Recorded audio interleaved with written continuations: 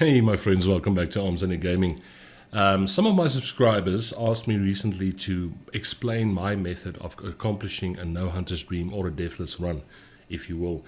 Now, this video serves as a guide for new or old Bloodborne players.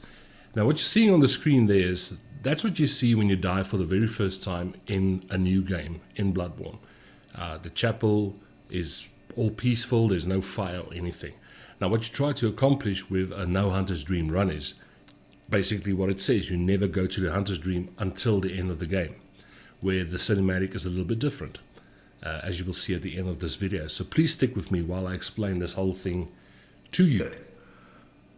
So I'm starting off a new game. This character of mine, I think, is about 250 or 300, quite strong. Weapons that I use is the sword cleaver, and I use the whirligig saw, which is obtained in the Hunter's Dream. Not the Hunter's Dream, the Old Hunters. The main reason why you would do a no Hunter's Dream run, I think it's just for bragging rights, because it's actually a very difficult thing to accomplish. That means you can't die. So as soon as you die, your run is basically over. You can't go to the Hunter's Dream to go and buy consumables like blood vials, bullets, antidotes, sedatives, whatever you use to make your game playing easier. You can't go to the Hunter's Dream to buy the Hunter's Chief emblem, the key that you need to open up the gate to gain access to Vicar Amelia. There's a lot of things that you need to be very conservative with your your consumables. So whenever you see or you know where blood vials are, you know where bullets and stuff is, you need to pick those up. So it does take a lot of planning and precise playing. Plus, you must try and not take too much damage, of course. There's a couple of bosses that you have to do. Your first boss is going to be Father Gascoigne. From there, you're going to move on to the Cathedral Ward, but you're not going to go to Vicar Amelia yet. You have to go to Old Yharnam and defeat the Bloodstaff Beast. Now, the reason why you need to do this is because only after you've defeated the Bloodstaff Beast in Old Yharnam, the gates or the little doors in the cathedral open up. And that's going to give you access basically to the back side or the back door to Central Yharnam. So you can actually open up the gates from there. If you were playing a normal game, you would go to the Hunter's Dream and go buy the Hunter's Chief emblem and just open up the gate the straight way. But again, we're not doing that. So after the Bloodstaff Beast, you're going to move on to Vicar Amelia, the Shadows of Yharnam in the Forbidden Woods, Rom the Vacuous Spider in Bergenworth, the One Reborn in Yargul Unseen Village, and then you're going to go to the Nightmare of Mensis to face Mikolash, the host of the Nightmare. And then finally, you're going to go to Murgos Loft to fight the Murgos Loft Witness. And once you're done with that fight and you light the lantern for the first time and then you go to the Hunter's Dream, like I said, the cinematic changes completely. You're going to wake up in the Hunter's Dream, but then the church is on fire. Now that shows that you've just done a deathless no Hunter's Dream run. The reason I added a clock to this thing is I'm always trying to better my time. My previous time was just under 35 minutes. I think I came in at 34 minutes on my best no Hunter's Dream run, and I'm not sure, I can't remember what it was on this one. We'll see at the end of the video. But yes, now that I've explained what it is, I'm just going to tell you on how I do this and how I play to accomplish my no Hunter's Dream run. So as you can see, I'm on my way to Father Gascoigne. This run was kind of funny for me because it just shows you the game never acts the way you want it to act. It always changes.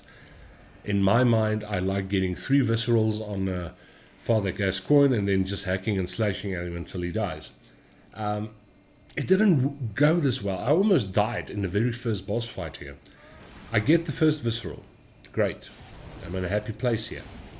I can do that. I mean, this character is dealing a lot of damage. I get the second visceral. So I'm thinking, What's that smell? The sweet blood. Oh, it seems to me it's enough to make a man sick. Yeah, stop talking, Gesky. Look at that. I almost died there. Look at that. Because now my third visceral is not coming in. So at this point I figured, you know what, I'm just going to hack and slash just to get this out of the way. My character is strong enough to do this. I mean, you can fight any of the bosses the way you want to. There's no set rule on how you need to fight bosses. I'm just showing you my methods on how to accomplish a No Hunter's Dream run. There's various different ways people play it. They use various different weapons. The outfit that I'm wearing, I'm using the Tomb Prospector's hood, Eileen the Crow's garb, the Ashen boots and pants, and I think I'm using the Kaner's gauntlets. To me, that's a pretty good build for both physical and, you know, fire and bolt and all that stuff, resistance. So that's why I'm using that. But yeah, it does take a lot of practice to you know, to get a run like this. I mean, one mistake, once you die, your run is over. So you basically have to start over again. So from here, I'm running towards Old Yharnam. Now, a thing that I've been starting to use quite a lot nowadays is the blue elixir. Because sometimes it does really help for you to get past enemies and stuff. I mean, you're not completely hidden. I mean, actually, I thought nobody saw me here, but the one guy with the pitchfork, he actually started following me. And I did run into a little snag at the door because the one dog was blocking me. It's like I said, the game never acts the way you want it to act. You know, the game is never the same. I mean, some of the elements stay the same, but I think depending on how you play it, that's going to be the determining factor. But yeah, like I said, you know, I'm just trying not to take damage. I took a lot of unnecessary damage in this run. I mean, there was a worse run than this one. We have this thing in South Africa that's called load shedding. And usually I'm very spot on with my times and stuff. I know exactly when the power is going off. What that means is the government basically turns off the power on a daily basis at specific times for a specific amount of hours or whatever. And while I was recording the very first run or the second run that I wanted to use for this video, I actually didn't look at the clock, and I was having a great one. I was having a very, very good No Hunter's Dream run. And I got to the Nightmare of Mensis, and as I was entering the cave, as the cutscene was just opening up and I was busy spawning back into the cave, everything went black. And you there! Hunter! Oh, shut up. Didn't you see the warning? Yes, I did. Be right Turn back. back at once. Old Yharnam, but you are a skilled hunter. Adept, merciless. Half cut with blood, as the best hunters are. Which is why I must stop you. Now that's the voice of Jura. I don't know exactly what he is. Is he a protector of the beast, or he's a hunter, but whatever. But anyway, what I was saying is, so I couldn't use that video for my No Hunter's Dream run, but it was one of my better runs. In this run, I made a lot of mistakes. I took unnecessary damage. I sometimes forgot to pick up consumables and stuff. Because when you're recording a video like this, you're really concentrating to not die. I mean, like I say, you don't get a trophy for not for doing a No Hunter's Dream or a Deathless run. It's just like bragging rights and stuff. It's just one of those challenges that Bloodborne players or Soulsborne players like to do. You know, you get no damage plays, you get the lowest level waste of skin runs, all of that stuff. But yeah, this is a very nice one to do if you really want to challenge yourself. You can do it either on a new game plus, or you can do it on a new game. I think on a new game it's actually going to be very hard, because none of your weapons have been upgraded and all that stuff. Plus, another thing is I'm not using any NPCs in my boss fights. You can use NPCs, that's totally fine if you really want to do that. I find it much more rewarding if you actually go through the game solo and you defeat all the bosses by yourself. Like, again, there's nothing wrong with that. If you want to use NPCs, you can do it. But yeah, tip for you guys, if you go into the Bloodstaff Beast fight, Beast Blood pellets, some fire, and always have some antidotes handy. So what I tried to do with the Bloodstaff Beast, I try and get a visceral on her here, which I missed. And then I just start the whole hacking and slashing thing. But she's actually one of the most easiest bosses in the game.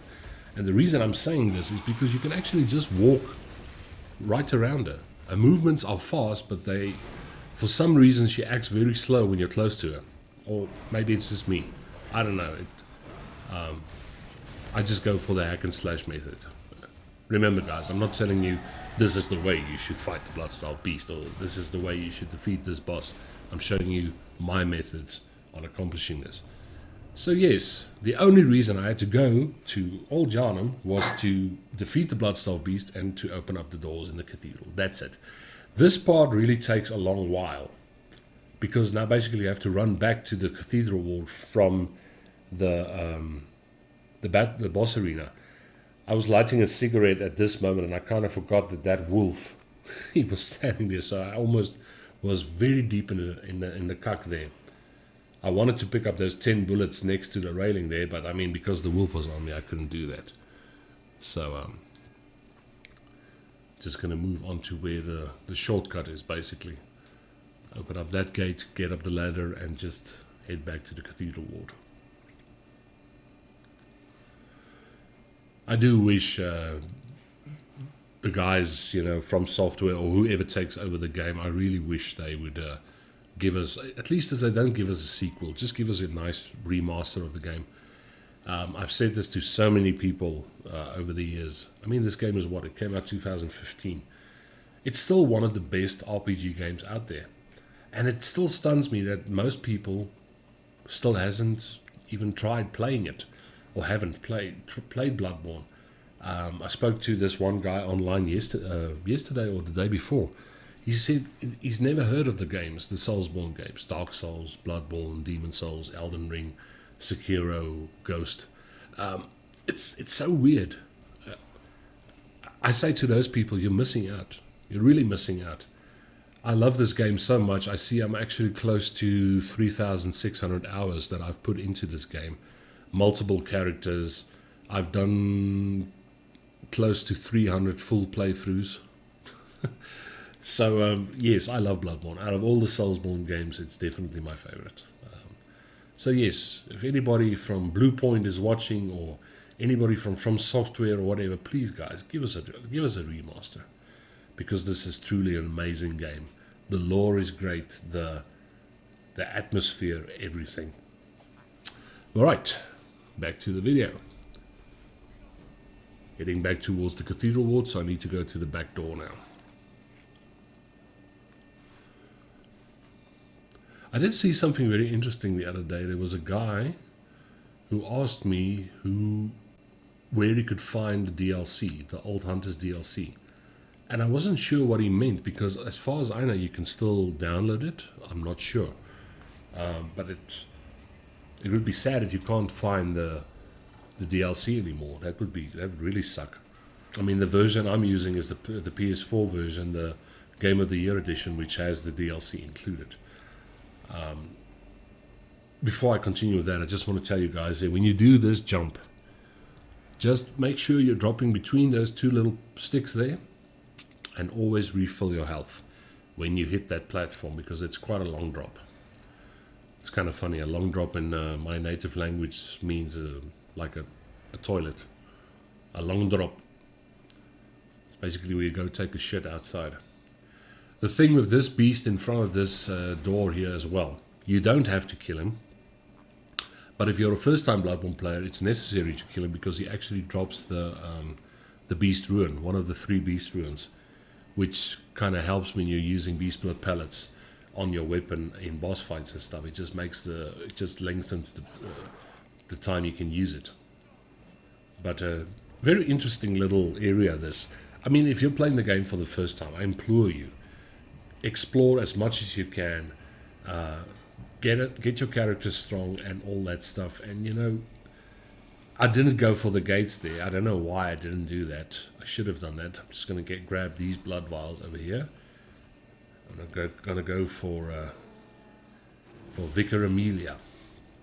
Again, that boss fight didn't work out the way I wanted to, because I'm using my whirligig saw with some beast blood pellets and some fire paper. Now what I usually do is I chuck some numbing mist at her and I move to the left. And then I want her to jump towards me so I can start hitting her. This time, Lady Amelia, she She didn't do that. She started breaking the floor and eating stuff. And feast upon the old blood. Okay, we're on 14 minutes and 22 seconds, so that's not a bad time. Okay, now I wanted to come this way. So she's supposed to jump to me now. She didn't do that. If you watch my previous videos, she does that. Again, the game never acts the same. It's just a fact. I thought, oh well, you're not going to come to me, and I'm going to... Ease. That was a mistake. That was a mistake. This is how fast a no Hunter's Dream or a Deathless run can go wrong. One mistake and you're dead. I love this weapon. I love this Whirligig Saw. It's one of the first weapons you can pick up in the Old Hunters DLC. And I mean, once you max this out and add some gems to it, man, it's really a potent weapon. Okay, I'm just going to interact with the skull, because otherwise you can't interact with the door. Once you defeat Vicar Amelia, you get a gold pendant which contains the password for the old blood. And if you haven't interacted with the skull at the back, with Lawrence's skull, then you can't access the Forbidden Woods. So always make sure you do that before you leave the cathedral after the boss fight. Usually I go for this door first and then I go to the boss arena, but I guess I wasn't really bothered about speed in this one. It wasn't like I was trying to beat my own time. I was just a little bit absent-minded, I guess. I mean, the game is, it's designed so good, man. I mean, it's such a gothic look. All the coffins standing around and the brickwork and the statues and I mean, there you can see the Forbidden Woods in the back. You can see pieces of Hemwick and stuff. It's so well designed. Fine. Lekker. Let's go. I always say this to people as well. This is the Shadows of Yharnam is probably one of the hardest bosses if you're starting off the game, because there's 3 of them. I can understand why people use NPCs to help you out, because I mean 3 to 1 it's kind of shitty odds, but with all the bosses in Bloodborne, I mean, you can learn how to beat them and beat them soundly. My method of doing the Shadows of Yharnam fight is I always try and go for the strongest one first, the guy with the samurai sword. Try and separate him from the other 2 and get his health down and kill him first, because the other 2 guys aren't really that strong. I went for the Beast Blood pellets in this little building behind Stanley there, because I use this a lot. I like using Beast Blood pellets.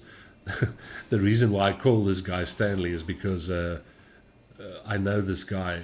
It's a friend of a friend, basically. He kind of looks exactly like that character, so we just started calling him Stanley.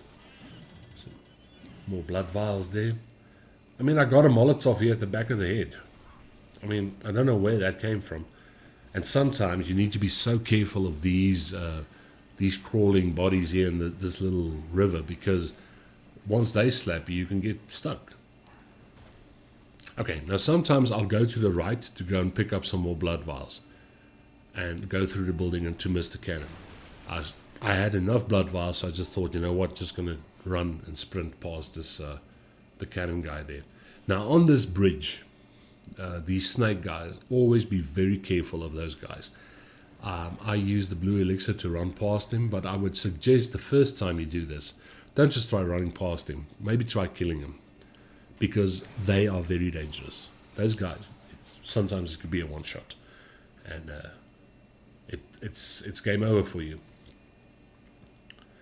The Forbidden Woods is definitely one of the biggest areas in the game of Bloodborne. A lot of nice stuff. And I mean, this is the first proper place where you start picking up twin blood shards. The second gemstones needed to upgrade your weapon. I mean, you start off in Central Yharnam and the Cathedral Ward picking up normal blood shards. Over here you start picking up twin blood shards. And as you move on, you're going to start picking up blood chunks, and then eventually the blood rock that you get in the last couple of stages. But yeah, this is except if you follow the full game route and you go to Hyperjune Ghoul and places like that early on, then you can start picking up Twin Blood Shards as well. I should actually do a video on where you start picking up all your main stones for your weapons. Because I mean, I've seen people sometimes start playing Bloodborne, but they never upgrade their weapons, and they can't get through boss fights or even different arenas, and then all of a sudden they get pissed off and they just quit the game. Again, you can use the Madaras twin as an NPC with this boss battle. If you follow the correct steps, you can use Henrik. There's a way to get him to get summoned into this fight. You can even use the pig, that pig that just snarled at me. But like I said, for my run, or my runs, I try not to use NPCs. It's more exciting, and I think it's more rewarding. Okay, just going to add some fire paper and some beast blood pellets. Like I said, my idea here is to get the guy with the samurai there on the right hand guy. I want him first. So I'm trying to separate him so I can start visceral attacking him. But again, the game did not work with me. So this took a little bit longer than it was supposed to. I mean, in my mind that was supposed to be a visceral, but it wasn't. I mean, you always have to be very aware of where you are on the stage and stuff. I mean, there's fire everywhere. And once there's only one of them left, they start summoning these big snakes, and that could be a one-hit shot as well. I think I only got my first visceral here. Okay, so I needed 2 more before I could start the whole hack and slash thing. It could be overwhelming. I mean, there's 3 different enemies attacking you. I mean, one throws fire, the other one spits fire, and the other one just hits very hard. This, for me, is the best method to defeat the Shadows of Yharnam. Just hack and slash the tougher one, get him out of the way, and then go for the other 2. Don't run around too much. Don't give them room to, kill them quickly. That's my advice to you. Kill them quickly.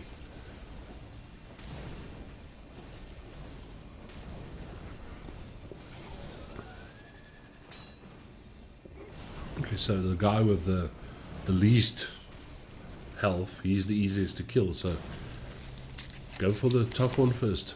I mean, yeah, there he goes, he's dead. Oh, there, he's dead. Now I'm going to move on to Bergenworth and Rom the Vacuous Spider. We are on 22 minutes and 10 seconds. That's not a bad time. It's not a bad time. Just going to get rid of Louis the Fly here.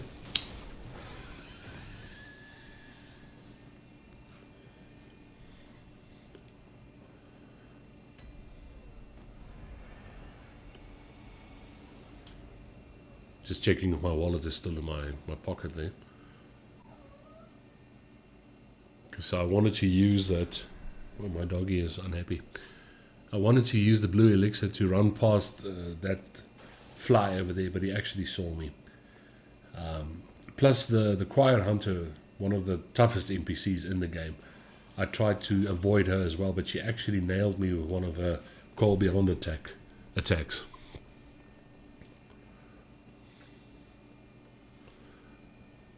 I thought she didn't see me, but yeah, she did. She can be quite a handful. I thought, no, I'm safe, but nope. Ran face first into it. So I'm just going to go upstairs here, get the Luminarium key to open up the door that heads to the boss fight. Now the Rom, the Vacuous Spider boss fight is a very interesting one. Most people try and just fight Rom off the first time and stuff. You can do that if you have a strong enough weapon and you know your surroundings. Rom has 3 phases, so every time he moves to his next phase, in his second phase he starts attacking you, but every time he moves to a new phase he gets 10 more little spiders that protect him. So if you're going to take him to his 3rd phase and you haven't killed the small spiders, there's going to be 31 enemies that you need to kill. Now my advice to you is, in his first phase, try and get rid of the 10 spiders first and then go for him. Again, this weapon I'm using, the Whirligig Saw, it has this R2 attack or L2 attack where you actually just saw whatever's in front of you. So what I usually do is I hit it once or twice, and then I move away from him to start getting rid of the little spiders. Now these little bastards can be so tough. You always have to be so careful. One jump from them, one headbutt, and you're dead. They're very strong. Yeah, but like I said, luckily I've done this a couple of times, so I know how they move and where they go and all that stuff. Go for the behinds. If you hit them on the heads, I mean the heads are made of stone, so they're not going to take damage there. Hit them on the behind.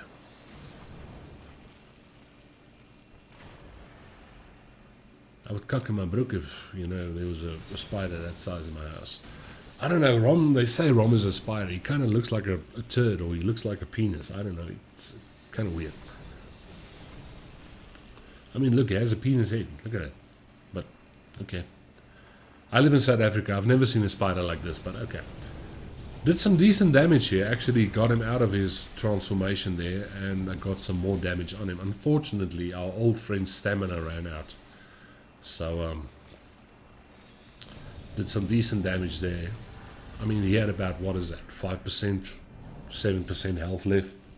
So I just thought, you know what, load up some bolt paper, and I'm just going to charge towards Rom.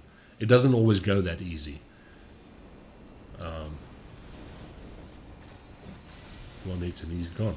Right, now we're moving on to, that could have been a one-shot. We're moving on to Yargul Unseen Village. That character that you see there, you meet her here once, and you meet her in Mogoslov Middle. Also, that's actually one of the bosses that you need to defeat in order to get your platinum. It's one of the chalice bosses, the very last chalice that you ever play. That's the boss, the Numerian Queen. The lore of this game is so good. The stories and the fiction they wrote into this, it's so good. And again, it's a beautiful game. I mean, how can you not look at that and say, wow, this is well done? Of course, now that we're progressing in the game, everything is moving, everything is changing. There's amygdalas next to the cathedrals. There's amygdalas all over the place. Yes, I love this blue elixir stuff. I mean, you can just make your way through your enemies much faster, Again, guys, if you're playing the game for the first time, explore, pick up, do all that stuff. Really experience the game for what it is. I mean, I see so many people, they glitch out the game and they cheat the hell out of the game. I mean, what's the point? What's the point? If you're going to pay money for a good game, play it to its full potential. Push yourself to the max. I mean, the highest level you can reach with your character is 544, which is kind of overblown. I mean, that's a lot of overkill. You're so overpowered and stuff. And the highest difficulty level you can reach is a game plus 7. Now, what that means is you've already finished the game with one character 8 times. So, that's the ultimate way to prove you're a good hunter. If you can go to the maximum level of the game and, still defeat the game. I'm just going to run this way, going to head to the elevator, and as soon as you get into this elevator, turn around immediately so you can jump through the little window, or not a little window, just the opening on the side of the wall. It goes past very fast. Right there. And you're going to go into that little building there, get into that transport bath, and soak a while. Almost got a poochie there on my bum for my trouble.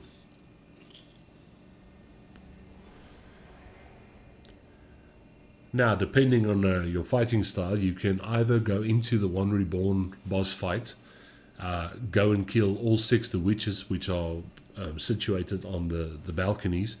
They actually regenerate him and actually help him out a little bit. Plus, they chuck fireballs at you. That's the normal way. What I'm going to do here is I'm going to ignore the witches. I'm going to take my saw, I'm going to hit him, try and stun him, and then basically I'm going to stick my saw up his ass. I don't know if that is his ass, because this thing, I mean, look at it. It doesn't really look like it has an ass.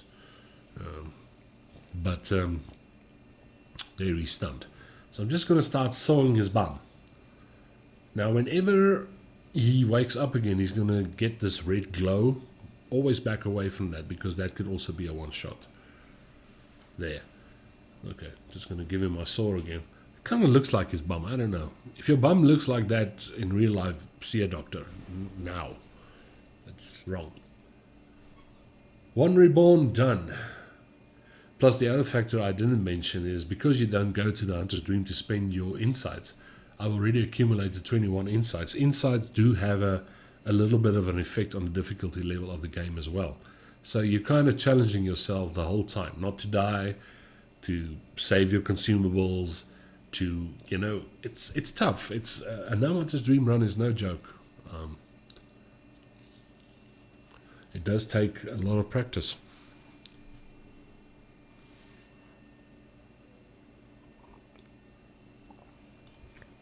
Now, this is where I lost my very first recording I did. Right after this cutscene, everything just went black. And I couldn't use that video for this one. So, right there, it just went black. Now, this stage always makes me very nervous. Not because Mikolash is a tough boss to fight. And he's actually one of the easiest bosses to fight. It's those little silver beasts, those things with the mouths, the sideways mouths. These guys. Sometimes they see you, sometimes they don't. And if they jump on you once, you're dead. And that can also spoil your run. Excuse me. I was thinking, I'm going to take some blue elixir and just run past these guys. It has happened before. You think you're clear of them, and then they just move all of a sudden. Again, what I was saying the whole time. The game never acts the same way. This guy didn't see me. This one kind of picked up that I was there. But it's that one over there that I'm always worried about. If he's walking that way and he doesn't see me, I'm good. But the bad thing is sometimes he jumps on you and it's a one-hit shot. You're dead. Plus, if you're not fast enough, they actually do follow you to the big doors here. Luckily, nobody followed me here. But these big guys always chuck rocks at you as well. You know, when you're at this door. So always be very alert by your surroundings. You know, look around. I don't take the sideways here. I just run straight through the room with all the spiders. Just to save a little bit of time. When I run past this NPC on this side, I always pass him on his left. Because he's holding his weapon in his right hand, it's less likely for him to hit you. For some reason. If you pass him on his right hand, I guarantee he's going to hit you. So always pass your enemies on the left. Going to use one more blue elixir here to get past these beautiful ladies with the chains here. I'm saying that with a lot of love and respect. Because they're butt ugly. Kind of looks like an old girlfriend I had. Ew. But that's for another video.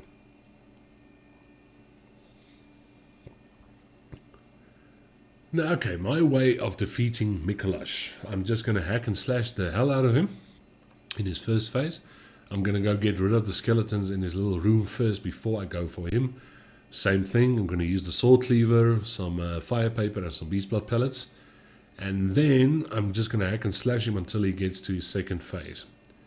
Many ways you can fight Mikolash. You can fight him in a cage, you can fight him from the balcony. I'm going to do the balcony one, this one.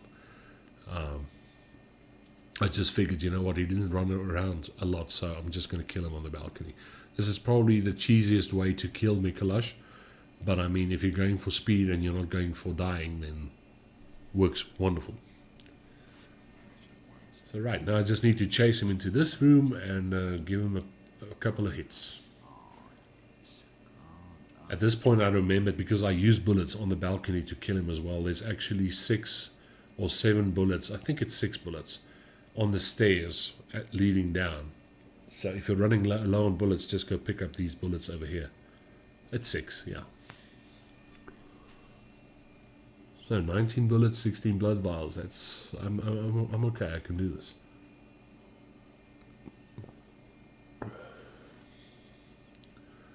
Now I'm just gonna back Mickey into a corner and just mud him. I mean, at that point, I mean, he's shouting like somebody, a little child you stole the candy from. There's some blood vials on the stairs as you're going past. Just beware of the 2 tin men there.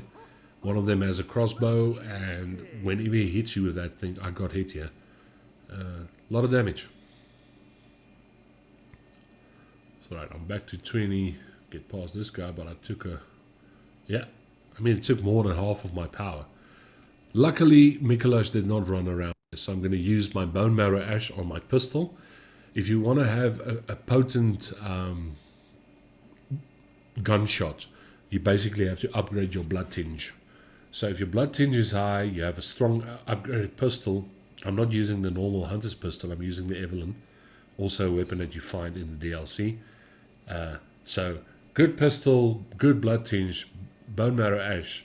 I mean, the damage speaks for itself. And he never attacks you. If he's standing there, he never attacks you. Just stand still. This weapon, the Black Sky Eye, is also a weapon that you pick up in the DLC. I guess the DLC has some of the coolest weapons. Okay, that's Mickey done. So all we need to do now, move on to Mogoslov Middle, get to the wetness, and your No Hunter's Dream run is completed. Your no death run. This is already a minute past my fastest time. I completed my best run was 33 minutes and a couple of seconds. Okay, onward to Mogo's Wetness. Now again, this is the place where you start picking up the Nightmare of Menses is where you start picking up your blood chunks and stuff, which is also a lot of nice gems you can add to your weapons. And I mean, if you think about it, on this stage you fight 8 Shadows of Yharnam. So I don't know why 3 would be a problem. But yeah, I'm not going to run past the pigs there. I'm just going to take the back alley. Take the back door. That's what I'm going to do.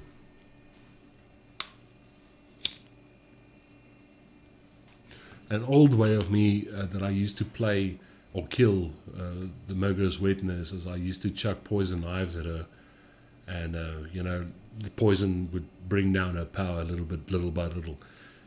I don't do that anymore. I just take my whirligig saw again and just mud it. Just hit the thing. See, there's the Numerian Queen. Now she's looking at the... I guess it kind of makes sense because there's a baby up there and she does have a hole in her stomach. But maybe you should do a whole lore video about all the characters. I think that would be an interesting thing. But here we go. We're going to go for Mogo's Wetness. That could have been fatal. If I stood still there, I could have died. And I mean, this is where you don't want to... This is where you don't want to fuck up. You don't want to come this far, not dying, and all of a sudden get to the very last boss.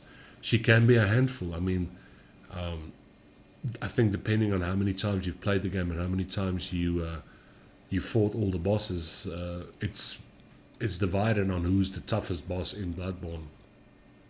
I can tell you bosses that really gave me a headache when I was playing the game for the first time was Ibritas, Martyr Logarius, the Shadows of Yharnam, and the Bloodstaff Beast. They used to drive me insane. So I'm just going to saw her. I don't want her to turn off the power. It's no time for load shedding now. I thought the game was over there, but then I fucked up. Now I'm running. I'm panicking here because I don't want to die. She has like a centimeter of health yet left. And now there's 2 of them. Once they turn off the lights, there's 2 of them. So I need not to take damage. And I'm taking damage left and right here. There was one point where I just could regenerate just a bit to just keep on running.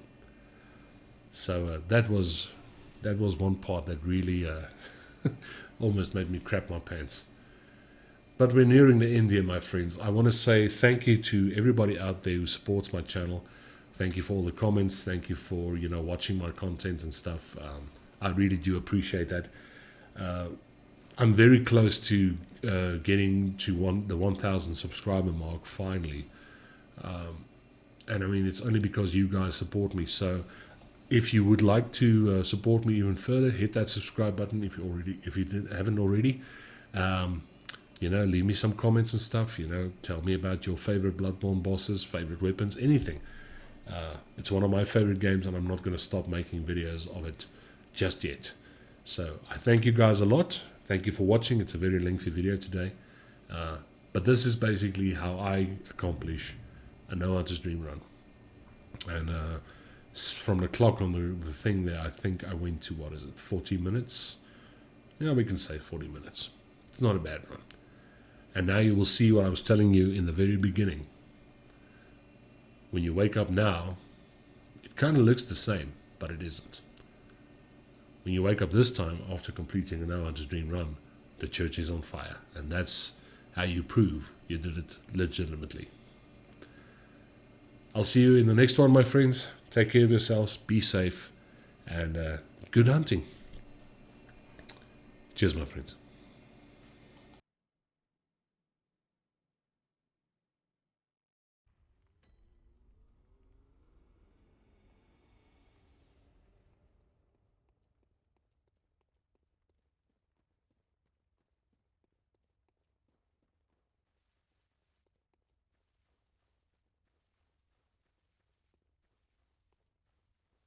Good hunter, now you will die. You will from this.